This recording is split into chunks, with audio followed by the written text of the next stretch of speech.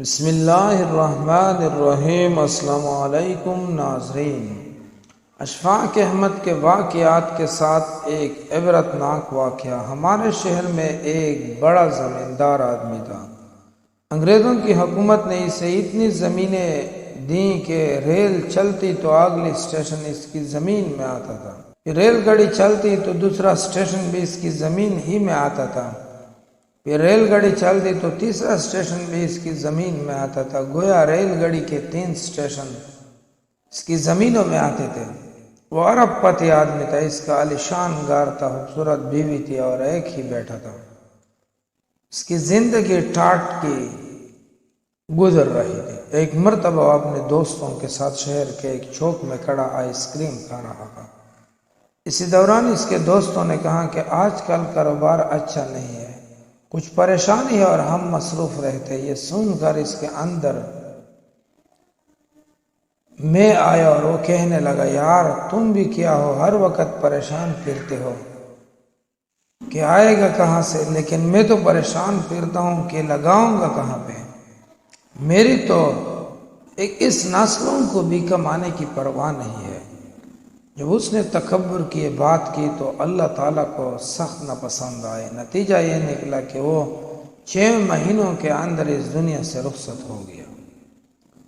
پیچھے اس کا جوان بیٹا تھا، اس کی عمر 17-18 سال تھی، وہ اس کی ساری جائیداد کا وارث بن گیا۔ اٹھتی جوانی تھی اور پیسہ بھی بحد و حساب و کتاب سے تھا۔ اسی طرح کے دوست بھی اسے بن گئے جنہوں نے اس کو غلط راستے پر ڈال دیا، اس کو شباب اور شراب والے کام سکھا دیتے۔ اڑتی جوانی میں یہ جنسی گناہ بڑے پر کشش ہوتے ہیں۔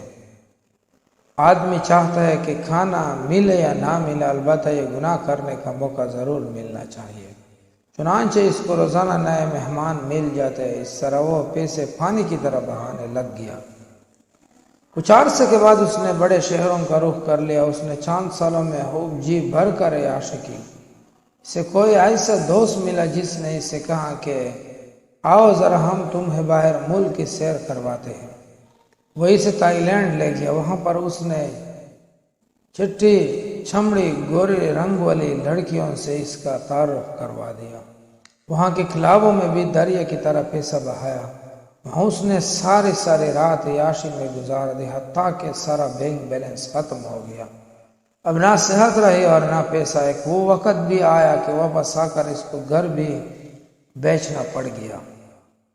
چنانچہ جب گھر بھی بک گیا تو اس نے فٹ پاتھ پر سونا شروع کر دیا، اور جس چوک میں کھڑے ہو کر اس کے باپ نے تکبر کی بات کی تھی، اسی چوک میں اس کا بیٹا کھڑے ہو کر بھیک مانگتا تھا۔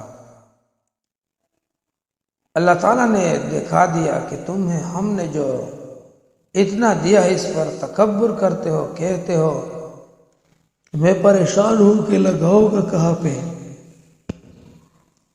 کہ میں پریشان ہوں کہ لگاؤں گا کہاں پر، اور تم کہتے ہو میری 21 نسلوں کو بھی کمانے کی پرواہ نہیں۔ جہاں تم کھڑے ہو یہی تمہارا بیٹا کھڑا ہو کر بھیک مانگا کرے گا۔